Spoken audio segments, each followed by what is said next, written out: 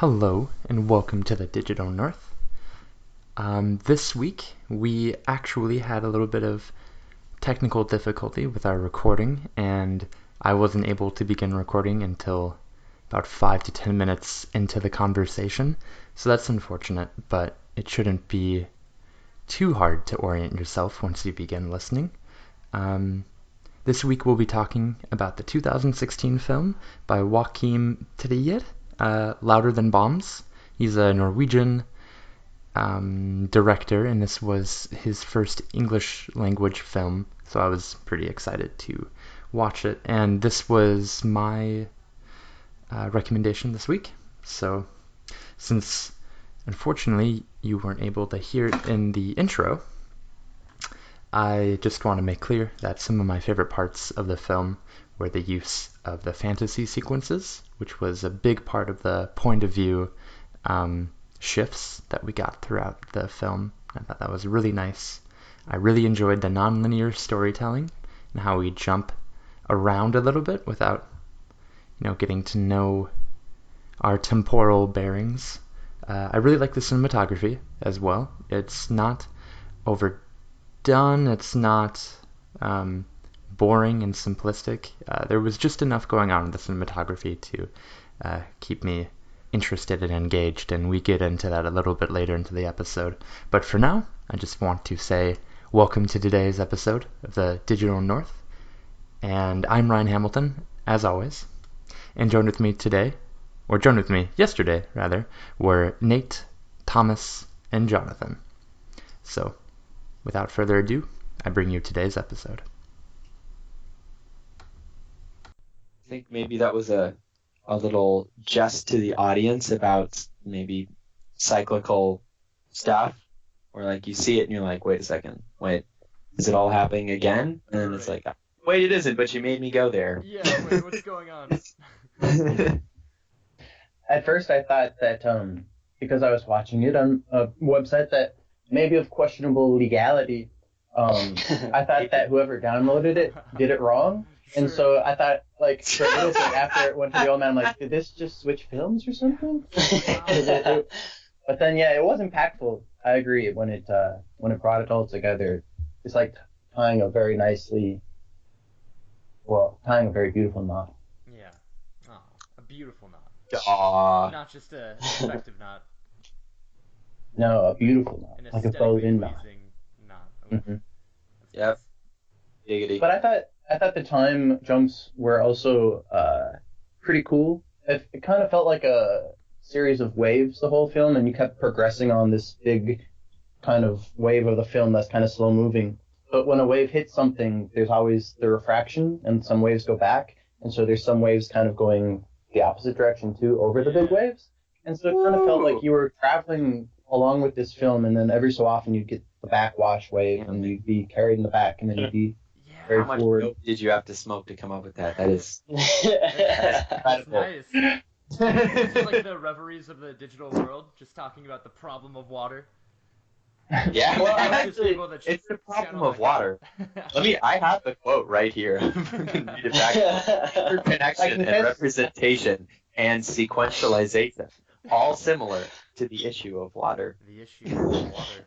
But I think it's a really good point. What I noticed is because the point of view is really important in this movie, and the shipping point of view is really cool. But I thought what the film did really well is it began with a character which you, I think, inherently didn't identify with. You begin with kind of like a strange negative character who is sad and doing something that's difficult for us to understand as an audience emotionally. And then, like, by the end of their act, or by the end of, like, the scenes in which that character is the point of view character, like, I think just as we start to identify with them, and just as we start to really empathize with their point of view, and really start to, like, fully understand them and appreciate them, then the point of view shifts. And then we get like a different character who is kind of inherently kind of tough to empathize with, and then they grow on us, and then it shifts again. And so I think that might account for some of those like waves that you're talking about, where you have this backlash, like right after you get settled into the point of view, which you can empathize with. So I thought that was really well done. Mm-hmm. Mm-hmm. Did Yeah, did you have some themes that you had in mind that we wanted to discuss? Yeah, Right. well, the themes that just come to mind immediately are derived from either a Guardian article or the Roger Ebert review that I read about it. Ah. But Mm-hmm. they were talking about the idea that like the movie is fragmented and kind of difficult to understand all at once in the way that like mourning and thinking about the memories associated with the person who you're mourning tend to be kind of like a fragmented mess, and Mm. so I guess the theme of like this fragmentation of our subjective experience where we don't have like one cohesive just steady train of like thought or emotion or like life circumstances that happen is just kind of like a jumbled, fragmented, confusing, confounding mess. Mm. And I thought the movie attempted to do that with its point of view splits, with its fantasy sequences, with its dream sequences, with its inner monologue. And I thought that was really cool that the movie had so much inner monologue. Uh, it was one of the articles that I just mentioned that said that the movie deals with inner monologues the way that a book would, without making it cumbersome. Because the fact that you can have these like fantasy sequences where you have like a character like when you have like the cheerleader girl reading basically like the Right. inner thoughts of the guy and like having it Right. completely be like non-judgmental just in the way that he wrote it was Yep. really cool. That was one of my events that I had written down about how perspective and actions affect other people and how they show try to show all the sides by having this mash of who narrates and whose voice are we hearing versus who is actually acting in this scene. And like Right. when after he walks her home and she whizzes on his shoes, uh he she He rubs it. yeah, and he's like, oh got him on the yeah, he's like never gonna clean this shoe. Weirdo. And she reads basically his feelings. She's the one saying it. And it's Right. kind of, you know, it's about that connection. Everything that somebody does, there is someone else involved. There's another party that's being affected. And it's laid out essentially where we see this kid and they show it in a million different ways who is completely closed. He's trying to close himself to as much outside influence as possible, although he is playing online games, which is not, I mean, Yeah, and I like how they that's made like him a, look like World of Warcraft, like the first one yeah, when they made him look like really yeah. nerdy and lonely. And then he was playing Elder Scrolls Online, Yep. And then which he is was like, playing like Call of Duty eventually. yeah, and it's like all those games are online, so they probably could have picked games that weren't online, but hey, that's a general theme. Kids who sit in their room and play video games want to be alone. Um, and they showed all this stuff, and then when you start hearing about his life from someone else's perspective, or even his perspective, but someone else is saying it, it's Mm-hmm. kind of like, oh my Yeah, God, like I love he's the affecting. subjectivity that the movie is able to give us because like Mm. I think that it's hard to initially identify and empathize with the characters in the film. And so like with the kid, like especially when Jesse Eisenberg's character said, you're not going to shoot up a school, are you?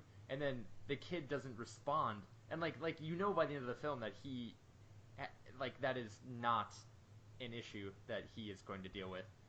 Right. But at that time you think like, oh, like that's a possibility. This character is creepy. This character is weird. Like you have to Yeah. really. It takes some time. Like you need to get to know the Hmm. characters before. Yeah, everything is taken at face value because of what was shown, Yeah, and kind of argument towards how none of this is simple and that is a at piece all. of the cinematography that I thought was the most compelling because like you guys are right. Like the cinematography wasn't necessarily like sweeping and beautiful and panoramic in a lot of ways, but I was really impressed with the lack of like shot reshot editing, where you have a character saying something, and then it'll do a quick edit, and then you will like be looking at a different character's face, and it'll just be cut from face to face to face, and that's how a lot of like specifically like action hero movies are shot, or like dramas are shot, and it really takes away from like trying to understand what the character is feeling. And this movie does a really great job of just focusing on one character's face at a time, or having group shots where you really have like an extended period of time where you're just studying this character's face and trying to understand like where their head is at. And I thought that was so cool. That's something that's not done very often. And Yeah, it was a very unobtrusive camera. Like you were able to connect with the image and the gravitas of the image of the faces on the screen without like being in their face too much. It just kind of presented the image, in a very nice way. Yeah. I think that corny phrase, "the eyes are the window to the soul," is something, maybe not that phrase, but something kind of like that was taken into account a lot in these shots, because we are looking into people's faces all the time. And the end, I think it was the end of the film, it was just like a 90-second shot of Isabel's face. I think that was at the end, right? Yeah, I remember that. It was interesting. Yeah. And there was nothing going on. Camera didn't move. It was just like, this is it. And I think they were trying to show us a little piece of what it would be like for Jonah or Jean or what's the other kid's name? Conrad. Where you have it stuck in your head. You know? Yeah. You can't get it out. Have it stuck in your head. It's like, this is what you have to see. Yeah. And there's just many, many moments in the cinematography where it's like, you have to see this. It's pretty crazy. Maybe things you wouldn't pay attention to. What's up? I wanted to bring up with you guys, see what you thought. What's up with Jonah and that girl? Serial cheating. Yeah. Yeah. What is that? That threw me a little bit. Just a huge bitch, or what? Jonah didn't come to his wife during the entire film. Like, he was staying with the family or staying with that other woman the entire time. So we don't know what's up with his relationship to his wife or to his, like, new baby mama. Like, wife. It's a wife, right? Yeah. Baby mama. Yeah, I mean, I don't even remember, like, how long the movie was, like, in terms of, like, movie time. Was it several days, or? I think it was just a couple, number of days. Okay. For the time that he was there. Yeah. It was like maybe a week. Okay. So, but yeah, it seemed like he just kept breaking his like promises to come back home, and he just kept lying about like what he was doing and what was going on, and it was strange. Do you think that it was believable, or something that like helped tell the story that he had an affair with that ex of his? I think it helps show the kind of character that he is, because we also know that when we're talking about this idea of like events being cyclical, like we know that his dad is kind of this like charming ex-actor who's probably been with a lot of women, and he was sleeping with Jonah's teacher. So I think it helps show like the connection between his dad and him. And it also helps to like alienate Jonah from those two characters too. Mm-hmm. So yeah, that's kind of how I felt. Mm-hmm. I understood it in a way, because I believed it the most that he kept saying he kept finding it hard to leave, not because he was like carrying on an affair, but more just because he had a lot of emotional stuff to get through about his mom. Yeah. And so I think that's the reason that really kept him there. But I don't want to like justify away cheating. I don't endorse that. But don't you? From a perspective of like trying to get some control back, maybe, or trying to have, because he was dating this girl presumably when his mom was still alive, and so to have some sort of connection to that past time, maybe was something that he was looking for. Sure. I think so. That's what I was going to say. And what about, gentlemen and Ryan, what about how the film starts with his wife having a baby? That is the first thing that we see.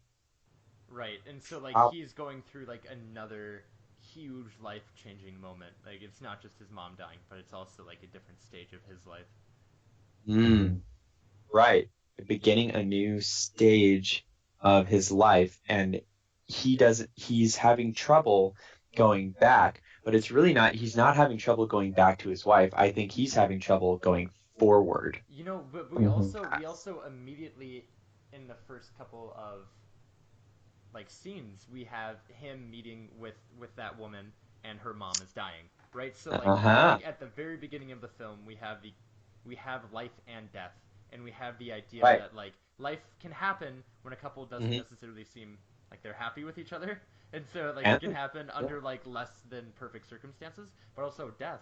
I mean, her mom was chronically ill when she was barely 60, and so you're dealing with this idea that like life and death just kind of come into existence. Like it's not necessarily like something that you can plan for, and I guess maybe that was significant.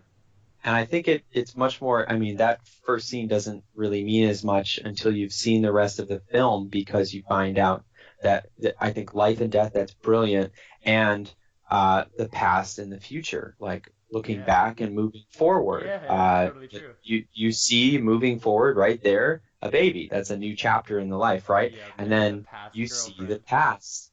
And it's all wrapped up into one thing. That's pretty well done stuff. Yeah. He also looks super depressed. Just the actor himself, Jesse Eisenberg. Yep. God, that kid looks depressed, man. He's one of those actors that whenever I see him in the film for the first time, I'm like, oh, that guy looks like Jesse Eisenberg a little bit. But then, oh, that is Jesse Eisenberg. Jesse. Yes. One of the reviews of the film said like Jesse Eisenberg, the character or the actor who seems to get better the fewer lines that he has. because he doesn't sound like he's acting. He's like, oh hey, good. He's like Michael Cera. Worked here. Michael Cera is the same 14-year-old. Single movie. Quiet man, Andy Samberg. Right. Nate, what did you guys think of the acting overall? I enjoyed it. Jonah was an interesting character to me because I don't know if you guys have seen him before, but he was in Louis. Jonah played young Louis in a 2-part like chronicle of Louis's life in the show. Really? Or Conrad? The high schooler.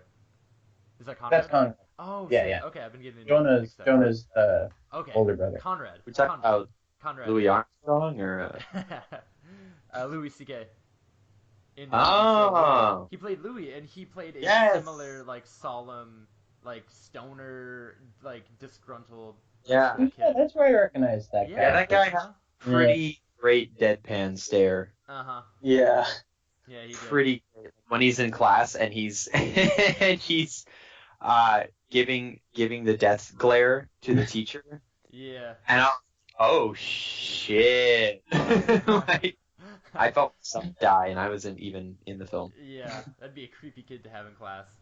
It was real. I was like, oh shit. But it's great because, like, okay. So Nate, to answer your question directly, I thought the acting was great, and I especially appreciated Conrad's character and the way that the movie made you work to get to know Conrad, and once you did, you liked him, but like on a surface level, if you just saw the way he interacted with people, he would be that weird, scary white kid who you think might shoot up the school. And I thought that was really well done. Yeah, and like I said before, everything is taken at face value. So if you make assumptions like that, then you're gonna be wrong. in the film. Yeah. Right. It makes a very good point of that, where it's like nothing is certain, Yeah. nothing Yeah, is that's very forever, true. but until we close the curtain, it's him and I. Him and I. But I don't think I got all of it. also, that's a good point. The idea that like there is no certainty in the film makes sense for the sequence where Isabel crashes her car. When we have the version of it where she falls asleep at the wheel, maybe because she's on like barbiturates or something, or the version where a deer jumps in front of her and she has to swerve into the semi truck. Like that is interesting too because I don't know what happened. And I like how Ryan goes straight to barbiturates. Didn't they have a sequence in here where they talked about how the journalist would get home after like 14 hours of travel and they'd have to crash? Yeah. Probably slightly more likely than barbiturates, right? She was driving alone at night. I doubt she just got back from the airport. She was Well, it was a True. suicide. She meant to do it. Did she? Right? Oh, or was the deer that's there? But in No, in it his was a mind, suicide. in wasn't it? Conrad's mind. Yeah, yes. In but Conrad's. in Conrad's mind, because like we had the sequence. Oh where- yeah, where it yeah. was, That I think she just fell asleep at the wheel in that one scene. Yeah. When he was imagining different ways. I don't think he thought she was on any drugs. Okay, she looked like she was on drugs to me. And it's like, shucks. Always drugs. She was fucked up. So that brings up a point of like, you think Conrad probably already kind of knew that it was a suicide? Because in the end, when the article came out and he saw it in the paper and he finally talked with his dad about it, he's like, I was there, Dad. I know that she was depressed.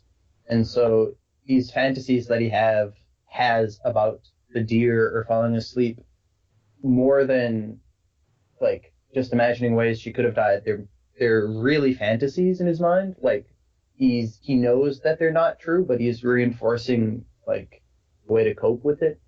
Yeah. What do you guys think?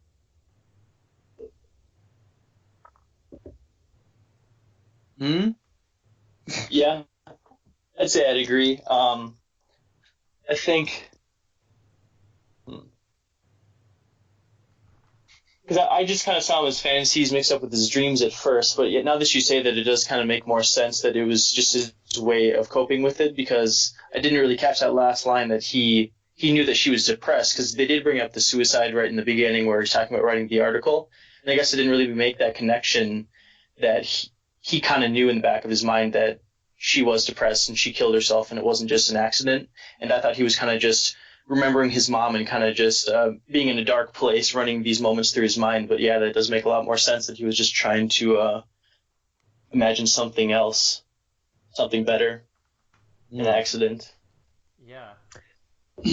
What about the actor who plays Isabel? What'd you guys think of her? And did you guys see that her name is Isabel IRL? That's pretty cool. In real life, for you Her name plus 30 her listeners. Her name is Isabel IRL. Or Yeah, Like, Isabella. or do you mean IRL? Her name is Isabel. IRL, her name is Isabel. Get off my jock, Well, bro. okay, is her name Isabel IRL? I don't think so. Her name is Isabelle Huppert. Her last name is IRL. Elle est française. Elle est française. I didn't enjoy her so much in this film. She was pretty. Did you guys know she was 62 when they filmed this, man? She's looking pretty good. She's elegant. She got that Hillary Clinton level sexiness. Powerful old woman. She was also in I Heart Huckabees, and she played a really good role in that too. Similar? I liked her better in I Heart Huckabees.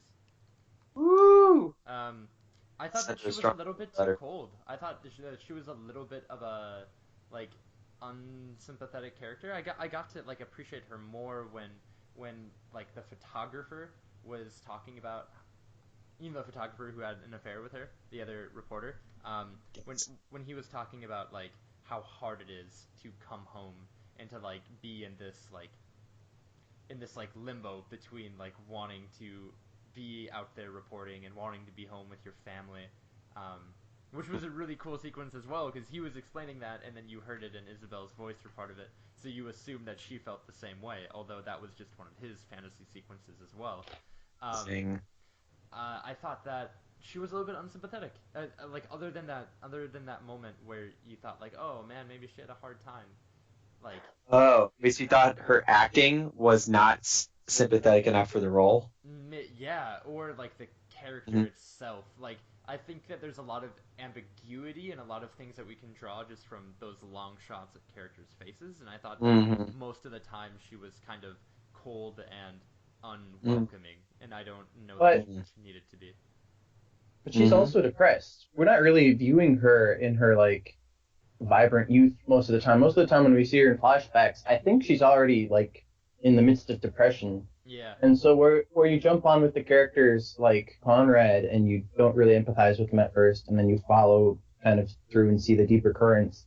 You don't get that with the mom, even though I'm sure there are deeper currents too. And so you just get the depressed person, and that it does zap personality, and it Yeah, does make you seem cold.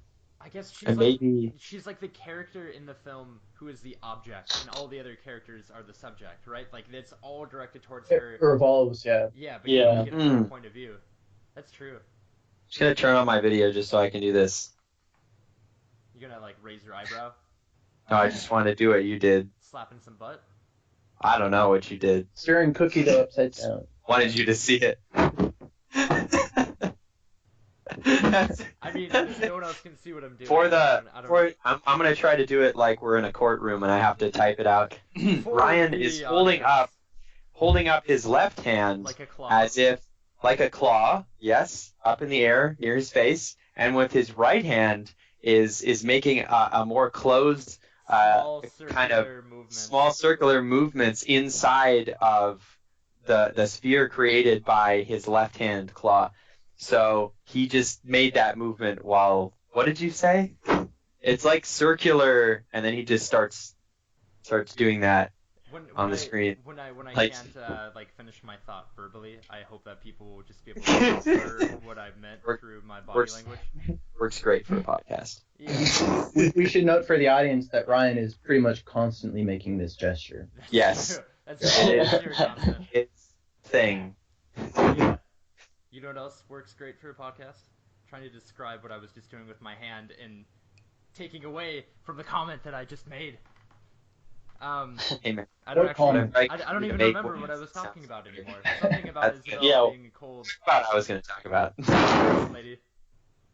Oh, I was going to say that perhaps like how we are forced to look at her face for 90 seconds, I think that's a little piece of like, hey, you have to see this.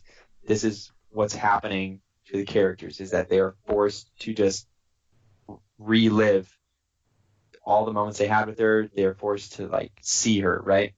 I think maybe the fact that she looks so cold is like, I think that's a comment from the writing direction that it was kind of inconclusive, and that maybe how we remember her.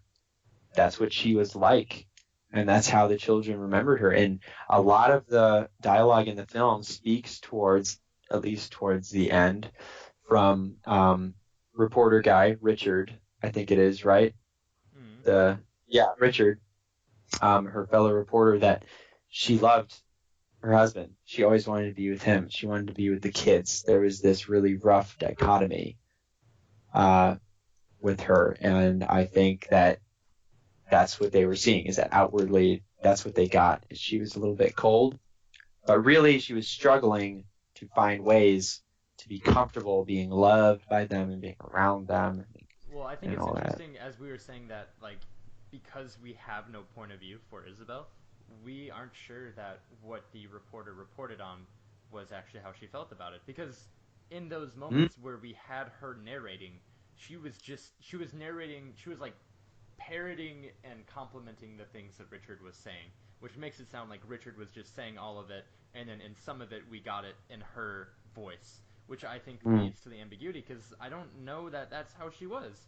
The way that we know how she is how her family remembers her, and then how Richard wrote about her in a article which the characters, argued over the validity of, or argued Mhm. over like the utility of. So I mean, yeah, I don't know that we could really make anything.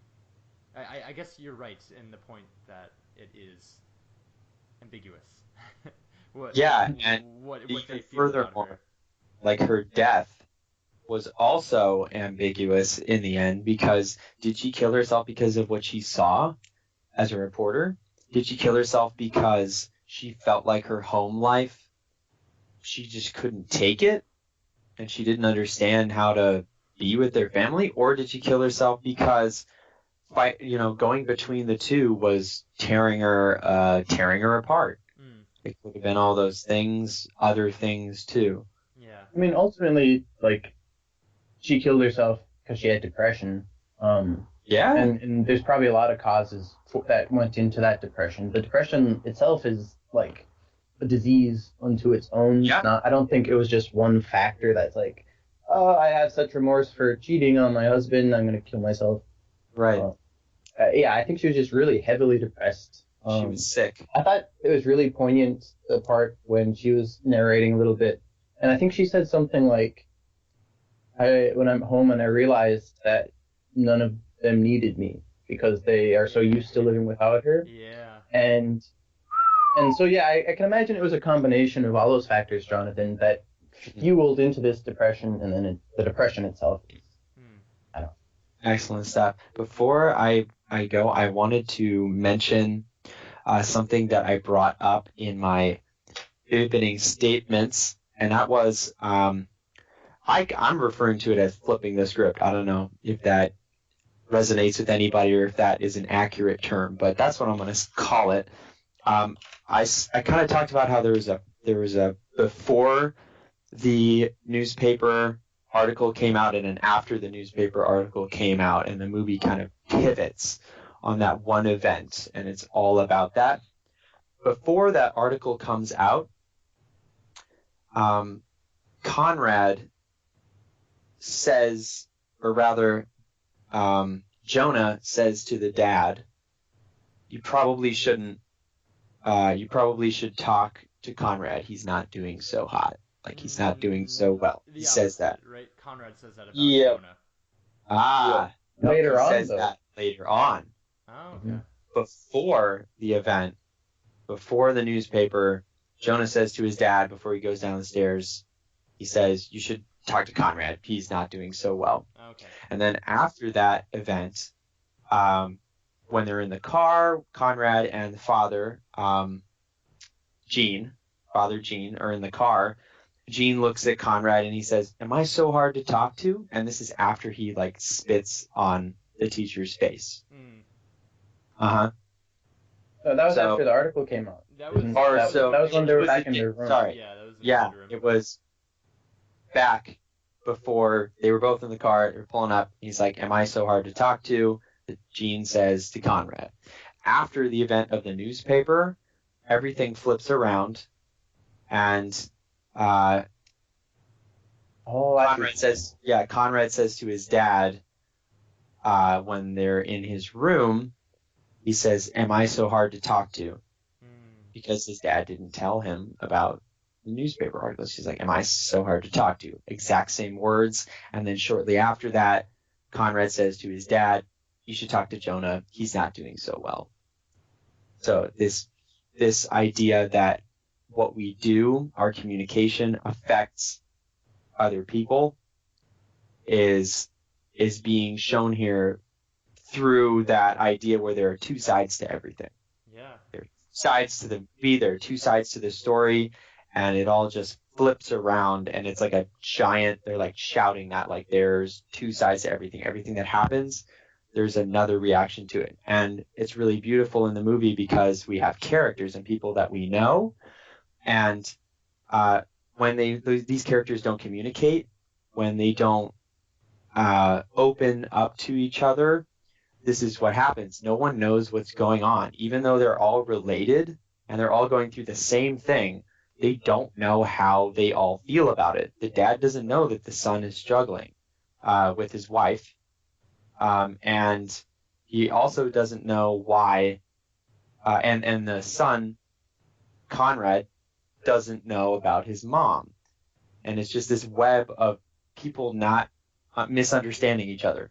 And finally, you get the other side of things after the event of the story coming out. So I think it's a little analog, a little analog for how the story centers around, just like you guys said, Isabel as like a center point, and then everything else happens around here. That the script and the film itself does the same thing. Everything centers around that moment, kind of revolves around it. I just want to say that. That's a good 2 cents. Do you have to get going now? I got a couple minutes if you guys wanna do ratings and last words. Or... Well, I had mentioned it a couple of times, but one thing I just really appreciated about the film was the use of the inner monologue, and I think without a liberal use of like fantasy sequences throughout the film, that an inner monologue could be really hindered. I don't know if you guys have seen The Handmaid's Tale. I watched the first episode with my girlfriend. I read the book. Okay, well, so in the movie or in the TV show, they have the same inner monologue that you would have in a book, where a character is standing there, and then you get to hear what they're thinking, and then they respond to someone, and it creates this like really awful this timing, which is just so unnatural in the TV show that it completely ruined it for me. But in Louder Than Bombs, the fact that they had such liberal use of like point of view shifts and fantasy sequences and dream sequences meant that you could have a character like go off on this existential or emotional tangent where they could just explore like their own inner workings. It was so smooth and so well done. Like I really liked like when we were getting to know Conrad and he was still a pretty creepy character and we couldn't really empathize with him. We just have this like jump cut to where he's in a forest with that girl and she looks like she's passed out. And what was that, guys? So it was a dream, obviously. So like at first you don't know it's a dream and he lays down next to her and then he wakes up and his mom is behind him. And then you find out that that's also a dream, and then he wakes up for real. And I thought that was so well done. All of those fantasy sequences really built upon the inner monologue, and it worked in a really unique way that I haven't really seen another film be able to do well. You know what I thought that fantasy sequence was? I think it was this weird play on the like classical Freud. Classical Freud. Maybe. I thought it was like fairy tales. Real fairy tales, the ones where like people die and shit. Where like she's in the white dress, lost in the woods, right? Okay. Where he thinks of her as like this, perfect person, right? That's just been lost in the woods. I know that's pretty surface level, but that's. Sure, I mean, think that's going on. He put her on a pedestal in a way that he treated her as like the object of his affection instead of a human, which is a cool lesson that he learned through the movie, to like treat her like a person, and he had to have his brother do it for him when he said like she's never gonna go for you, lay low in high school. But that girl in the woods was the mom supposedly after she like got flung from the car, right? Is that how you guys read that? No, it looked like I thought that was her thrown from a. No, that was her. Yeah, his mom. I thought. Wait. The one sure. he was cuddling with in the woods. Yeah, and then he. Really? I don't know. Oh, yeah, I thought so too. I thought so. The legs were very mom's supple. head and down there. Supple legs. Supple indeed. But I mean, as Jonathan said, she was a pretty spry-looking 60-year-old, so maybe she had some supple legs. She was. Yeah, man. Thanks. Thomas, what are your closing thoughts on this film? Closing thoughts. Well, speaking of closing, I like how the film closed. It kind of, at least when the film started, it kind of brought up Jesse Eisenberg as what I thought would be the main character, and I like how it switched to more of the relationship between Conrad and his father. Yeah. And that resolution, how Jonathan said after that big point of the newspaper coming out, you do get a bit of resolution where he says he understands, he's fine, says that a few times. And I really like how it closed in a very concrete way. It didn't involve too much of a fantasy. It actually had a legitimate connection between those two and a bit of a resolution when they actually do start to communicate. So I loved the way that it closed. It was a good ending for me. And I think I would give it... Actually, I'm going to have to pass on my rating for now. You have to come back to me. I'm going to have to think about this one. Ooh, look at you. Great in character work. Yeah, I really liked the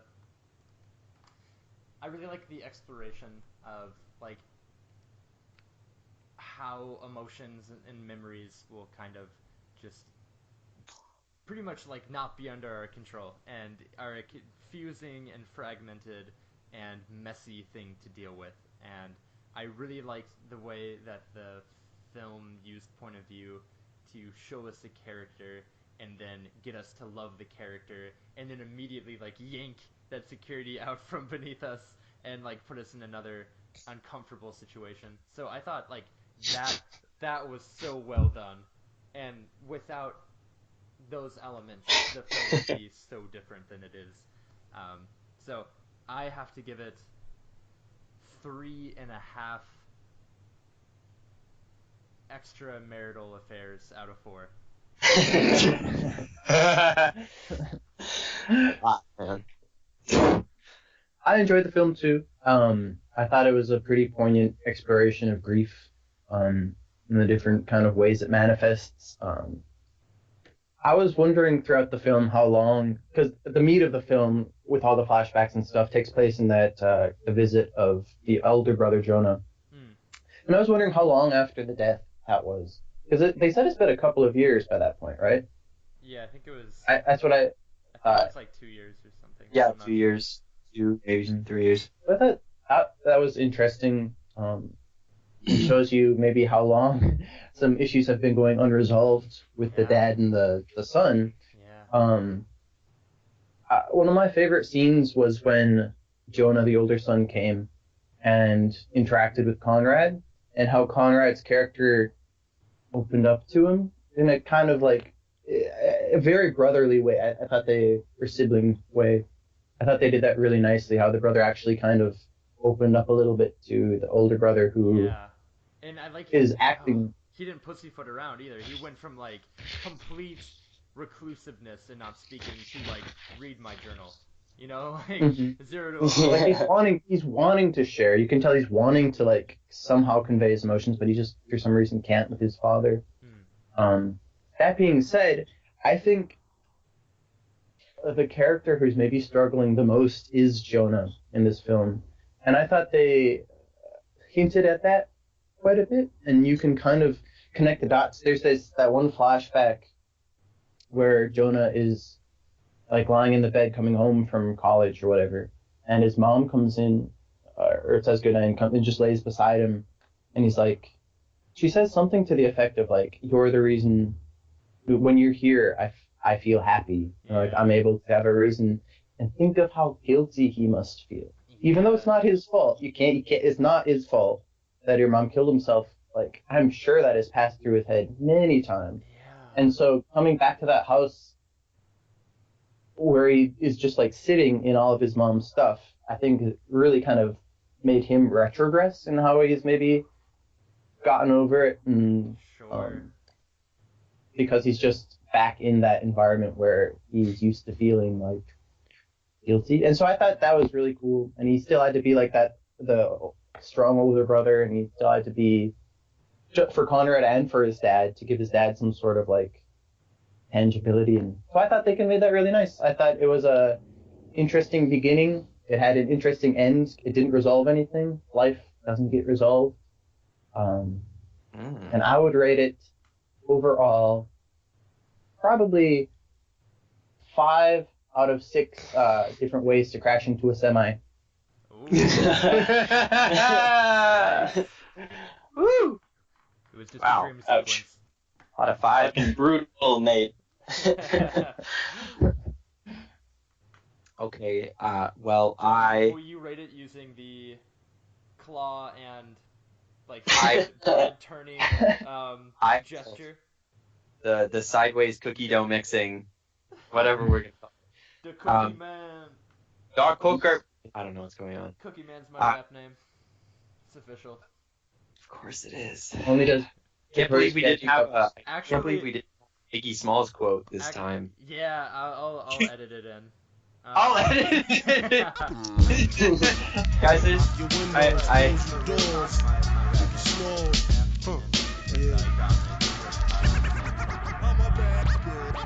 My man Imp protecting the line at my crib. want to tell before we started, Ryan used the term China woman. You with me? Motherfucking right. My Not pockets as looking kind of tight. And I'm stressed, yo Biggie, let me get the vest. No need for that. Just grab the fucking gap. The first pocket that's fat. The tech is to his back. then you- His ball, I'm a Oh, wait. yo, don't fake no move. Sorry, that's ridiculous, China man woman. I meant to say China woman. Got to explain shit. I've been robbing motherfuckers since the slave shit. With the same clip and the same 4-5, 2-point blank. A motherfucker short. This is where the Biggie Smalls track will Nigga go even try to over. bogart. Have his mother sing it. It's so hard. Yes, Lord. Did it. Love your fucking attitude. Sorry, Because guys. the nigga play pussy, that's the nigga that's getting screwed and bruised up from the pistol whipping. What's on the neck Film from the necklace did an stripping. excellent job of exploring relationships and how everything that we do affects somebody else. I think the wave analogy that Nate threw out there was very poignant. Everything you do, whether there may be one big wave of you moving forward with your life, but there are ripples that are bouncing off other people that are going other ways, and kind of was a lesson in communication. This movie was almost a lesson in communication, where people who can communicate with each other will be much better off if they don't.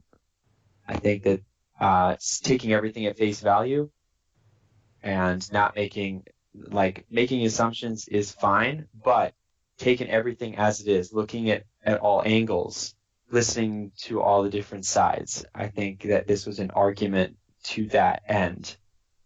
And I give it 9 piss-covered shoes out of 12. Nice. 9 out of 12, huh? 9 out of 12. I'm trying to go a little more logarithmic.